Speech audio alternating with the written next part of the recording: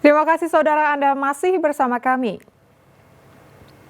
Saudara, penangkapan gembong maling motor di Surabaya oleh anggota Polsek Sukolilo diwarnai tangis histeris pelaku dan ibunya yang tak menyangka anaknya mencuri motor. Dari hasil penangkapan, petugas menyita 1 motor curian.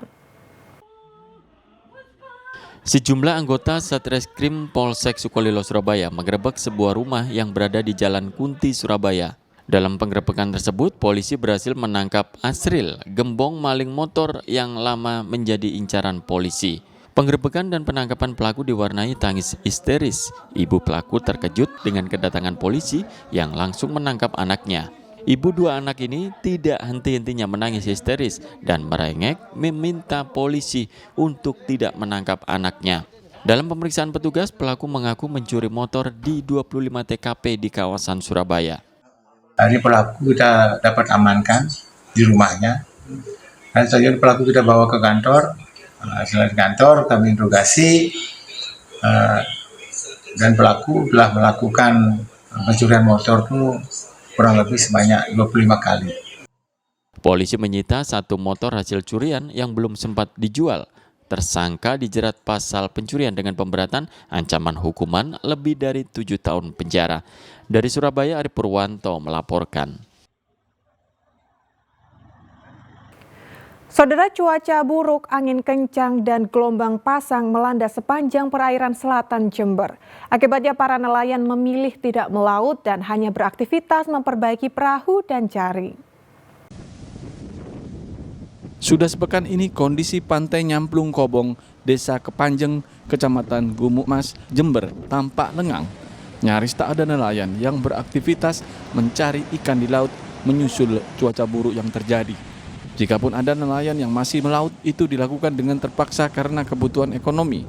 Mengisi waktu, nelayan beraktivitas di pinggiran pantai dengan memperbaiki jaring maupun perahu. Mulai kapan Pak ombak besar ini Pak? Udah 5 hari. 5 hari Pak. Ketinggian ombak rata-rata berapa Mbak? Pak? 3 meter. 3 meter. Terus jadi nelayan nggak berani melaut Pak? Gak berani. Gitu Pak. Terus untuk sehari-hari bagaimana kalau nggak melaut Pak? Ya nganggur. Nganggur itu Pak? Iya. Semua Pak teman-teman Pak? Semua. Kondisi yang sama juga terjadi di kawasan pantai Pancer, Puger, Jember. Cuaca buruk ditandai dengan angin kencang dan gelombang hingga 3 meter. Akibatnya nelayan tidak melaut karena sangat berisiko bagi keselamatan. Ratusan perahu tampak hanya disandarkan di sepanjang pinggiran pantai sampai kondisi cuaca membaik. Tommy Iskandar melaporkan dari Jember. Saudara, terpergok saat mencuri gabah di gudang, seorang pria di Jember jadi sasaran amuk massa hingga kondisinya kritis.